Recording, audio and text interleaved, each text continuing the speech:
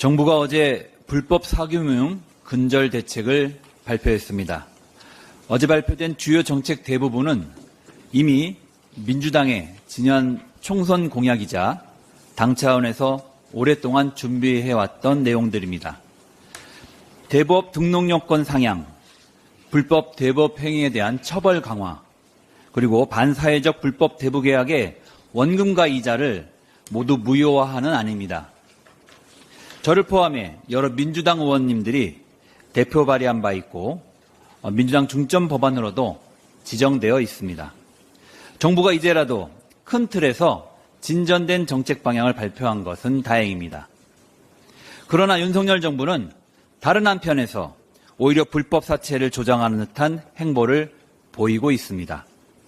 저신용자를 위한 정책 대출 규모를 크게 줄인 것입니다. 대출 규모를 줄인 만큼 국민은 불법 사채 시장에 내몰리게 될 것입니다. 2025년 정부 예산안에 따르면 내년도 최저신용자 특례 보증의 공급 목표가 대폭 삭감된 것입니다. 최저신용자 특례 보증은 불법 사채 피해를 예방하기 위해 마련된 정책 대출입니다. 신용등급 하위 10% 이하에 해당하며 다른 창구로는 대출받기 어려운 서민들을 대상으로 하고 있습니다. 올해 2,800억 원을 공급했는데 내년에는 1,700억 원만 공급하겠다고 하는 것입니다. 거의 반토막 수준으로 줄어드는 것입니다. 현실과 거꾸로 가는 예산 편성입니다.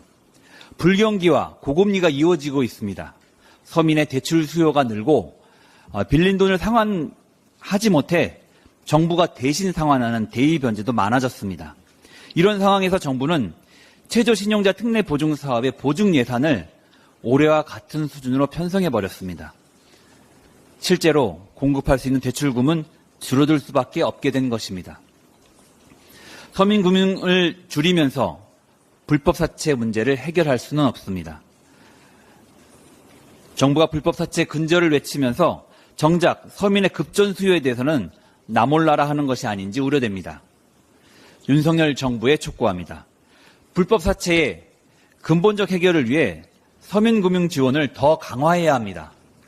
서민금융 지원 예산 확대 방안을 재검토하시기 바랍니다. 어제 발표한 대책 역시 말이 아닌 행동으로 보여주시기 바랍니다. 여당은 법안 심사를 위한 상임위 일정 조율에 적극 협조하십시오. 국회에서 신속한 법안 처리가 시행될 수 있도록 최선을 다하겠습니다.